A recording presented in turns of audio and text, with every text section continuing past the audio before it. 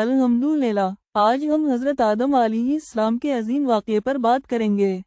حضرت آدم علیہ السلام پہلے انسان تھے جنہیں اللہ تعالیٰ نے اپنی قدرت سے مٹی سے پیدا فرمایا۔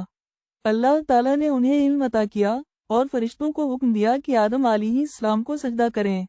سب نے سجدہ کیا مگر ابلیس نے تکبر کیا اور انکار کر دیا، جس کی وجہ سے وہ لعنتی اور راندہ درگاہ ہوا۔ حضرت آدم علیہ السلام کو اللہ تعالیٰ نے جنت میں جگہ دی، لیکن ابلیس نے انہیں ورگلایا اور ممنوعہ درخت کا پھل کھلوا دیا، جس کی وجہ سے حضرت آدم علیہ السلام اور حضرت حوا علیہ السلام کو زمین پر اتارا گیا۔ یہ واقعہ ہمیں یہ سبق دیتا ہے کہ شیطان ہمیشہ ہمیں بہکانے کی کوشش کرتا ہے، لیکن ہمیں اپنے رب پر یقین رکھتے ہوئے اس کے احکام کی پابندی کرنی چاہیے۔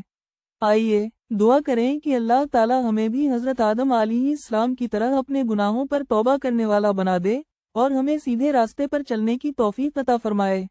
آمین۔